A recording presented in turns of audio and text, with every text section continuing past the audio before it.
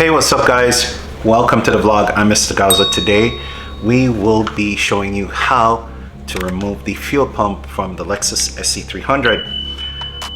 It's very simple, very easy, but I just want to make sure guys that you empty the fuel tank of anything, any fuel, the 85, I don't care what it is, empty it. All right? In order to work safely in this environment, you will be needing a fan, a shop fan, of course, a small one, to give you ventilation, because the inhalation of gasoline causes cancer. And you better believe it, it does. So you're gonna have to be working with gloves as well. But because my fuel tank is dry, I've been going 2 weeks emptying it out, using it in my car. I will be showing you without inhaling any gas fumes like that. It's a simple step. Listen guys, the Gaza Performance Garage is facing many challenges as we speak, okay? The funding of our channel, there's no fund, it is all 100% by me, okay? And we are a small town YouTube channel. It's not like a big major corporation is funding our channel. I do believe in helping others. So I show you how to do it yourself without taking your car to these big dealers where they're gonna actually take a lot of money out of your pocket just to do something simple. That's why I'm asking you guys to hit that notification bell, select all, and also hit the subscribe button. Share with your friends and family. Guys, this is a very important thing for the success of my YouTube channel. Guys, I also got a new part for my beautiful car. It's a genuine Toyota part. I'd like for you to see it. This is the VVTi intake cam gear. I'll show you the part number. This is it. I got this from the UAE. I didn't get it from Japan, got it from UAE. And it is freaking brand new. Mine is leaking, and also the gear, the valve that's in this is worn, so it makes a lot of chattering noises whenever under acceleration. And I noticed the valve is not hitting in early, for the VVT valve is not hitting early because it's not actuating. So, you know, with time, these things do wear out and you need to change them. I'll be showing you to do that as well, but in a later video. But guys, thank you for tuning in today's video. I'm gonna go ahead, get ready to do the work in the garage. It's 105 degrees right now, so what I'm gonna do, enjoy my coffee, and then I'm gonna head in there. Thanks for tuning in. Let's go for some work. I made this video and it's not intended to bash anybody on any subject matter or anything with associating with my car. It's just that I was just really shocked and just to see the poor workmanship that was done. Do not be offended. Don't feel like I'm bashing you. It's just that this car, it's a lot of money invested in this car, and I could have blown the motor just running lean all the time like that. So with that said guys, go ahead, sit back, relax, and enjoy the video. I'm Mr. Gaza, saying peace, love, and happiness. Go ahead and watch the video, guys. Hey guys, yes, welcome back. We are here at the car, and power is still running through the car. But before we do anything, we need to push the seats forward, and being that they're all electric, we're gonna run up these seats as far as we can so that we can have enough room to put our legs and sit on the centerpiece, on the center where the armrest is at. Now that we have this all taken care of, let's go ahead and disconnect the battery. Here we have everything moved forward. A beautiful interior, beautiful tanned interior.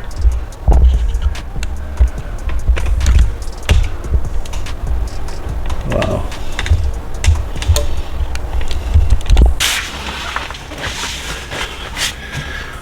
Okay guys, now that we have everything all pushed forward, we are going to lift on the bottom of the seats in the front. There's a clip on each side, and you have to lift really good in order to release these clips, okay? You will not break it. Just give it everything you got. Trust me, you won't break it. All you have to do is put your hand right here, lift. Lift. I'm gonna slide out the seat.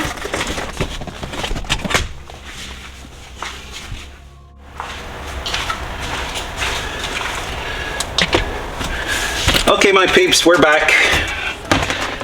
Now that we removed our bench seat, there are three 12mm bolts that we need to pull in order to remove the back piece.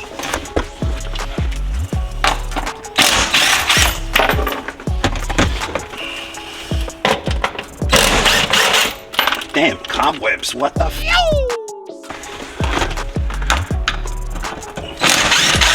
In order to remove this without any problems, we're gonna pull the seat belt, put it to the side, like this, behind or to the side of the bench.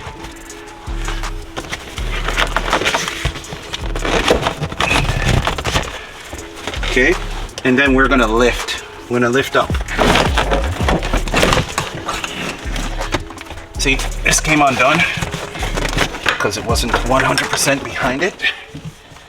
And I'm gonna take it out.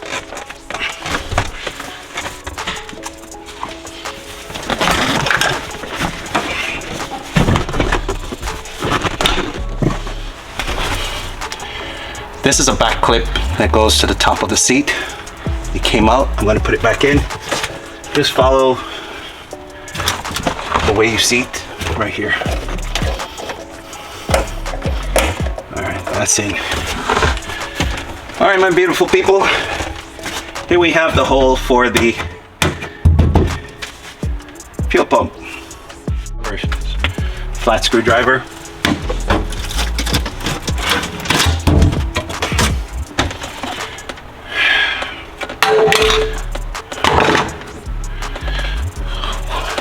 What the? Seen this, guys? Look at this.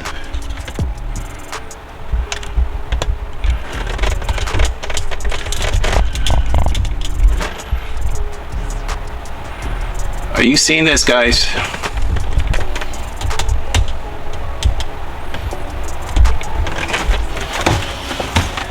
Let me put some light on this.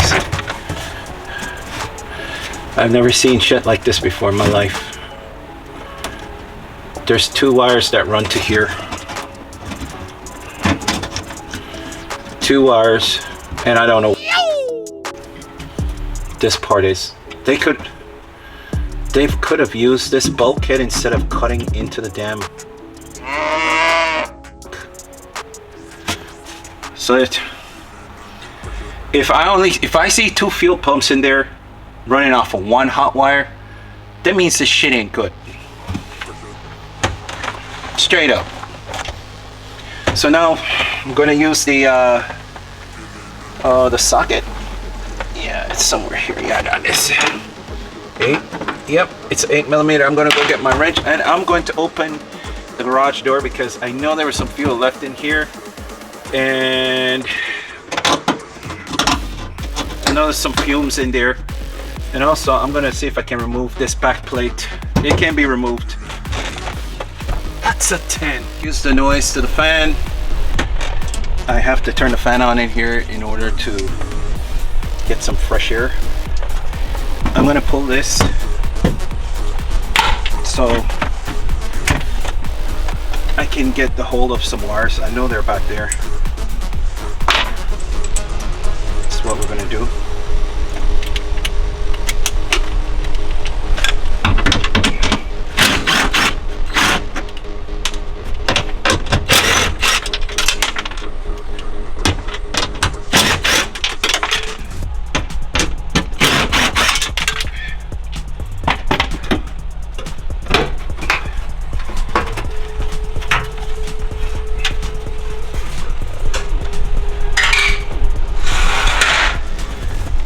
here are the wires.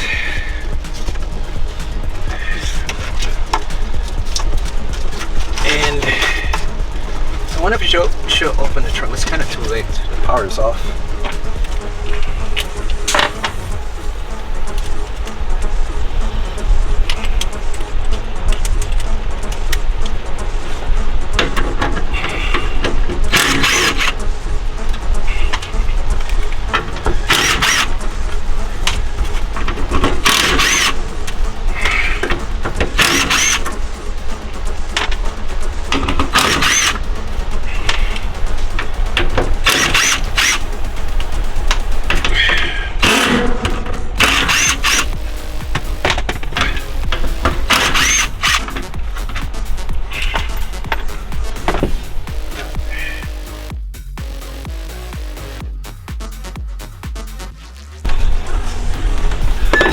Pulled. This is a big fuel pump.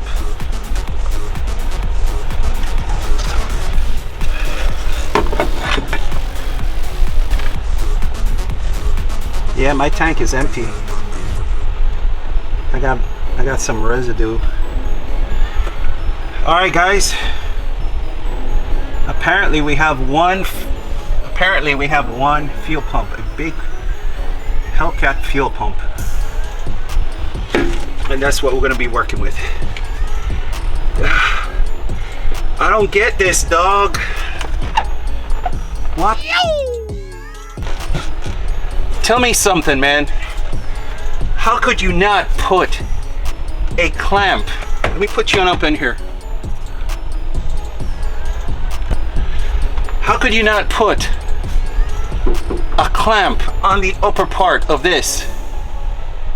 That ain't right, man. So I was leaking pressure from the get-go. I was leaking pressure.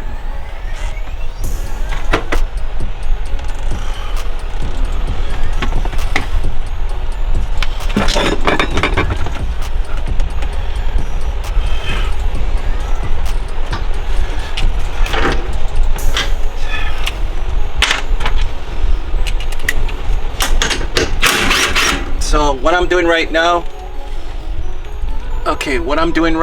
is removing the 3 bolts. I mean 3 nuts that's holding the hanger.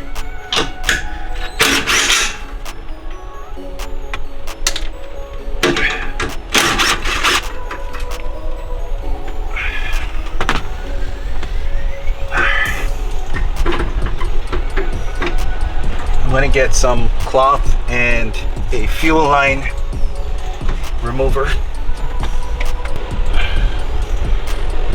Apologize. We have here a hose puller. You see how this is leaking from the top? It was never holding fuel at all. Okay, let's pull that from there.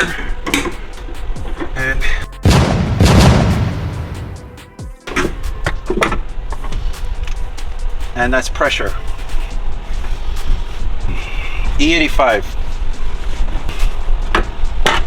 Somebody forgot to put the extra clamp.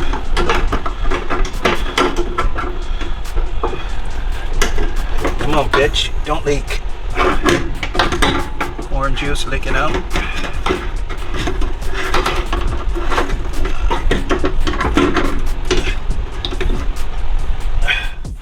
Hey, what's up, guys? Welcome back. Now we found out what fuel pump we have in our car. We have a 470 Ti Hellcat fuel pump in our beautiful Pepper. It was installed very poorly. Now I will make this a better running vehicle. I will have 100% of the fuel pressure heading to my engine, and I will be having a upgrade to this fuel pump. I will be doing the 570 Ti WALBRO fuel pump. Hey guys, welcome back. Now we're out of the car. The tank is totally empty. I It was validated. And we have our fuel pump in possession. We have a WALBRO fuel pump, a single fuel pump that was fueling this beast. Couple problems I cited immediately when I opened the fuel trap door. The line that was connected to the hard line that heads out of the gas tank, it has no hose clamp on there. So it was leaking fuel directly back into the fuel tank. This is one of the reasons why the fuel tank, or actually, this was one of the reasons why the fuel pump burned out in the first place, because it was constantly running at max power to maintain a serious voltage spike in voltage. Okay, the amperage had to be way up there. That's why I saw the burn spot on the relay patch. I'm going to give you the model number of this WALBRO fuel pump. It's this F as in Frank 9er 4 zeros 274. That means this is a 470 liter per hour fuel pump, and it has a check valve in the head. This is a good fuel pump. It's adequate, but with the 570 liter per hour available now, this is what I'm going to resort. I will be putting a lot more flow to my injectors so that they don't have to be starved and we have to be running lean all the time. Guys, if you are doing a job like this, installing your fuel pump, please put your hose clamps here and here on both ends. Don't spare this. This is a big investment that you have. Heck, alone this fuel pump costs 120 bucks. I will be using, instead of the regular fuel lines that's noted right here, I'll be using neoprene hoses that hold up to 1300 psi of pressure, hydraulic pressure. This is remarkable fuel hose. I recommend that you use this. Guys, also, if you're not a subscriber to my channel, please go ahead and hit that subscribe button, and also hit that notification bell. The notification bell will let you know of all videos coming from my channel. All right, guys, thank you for watching today's video. Remember, this is a part 2 video. I will show you how to do all of this work. Guys, I'd like to thank you for watching today's video. And as always, please remember, peace, love, and happiness. Mr. Gaza is bugging out.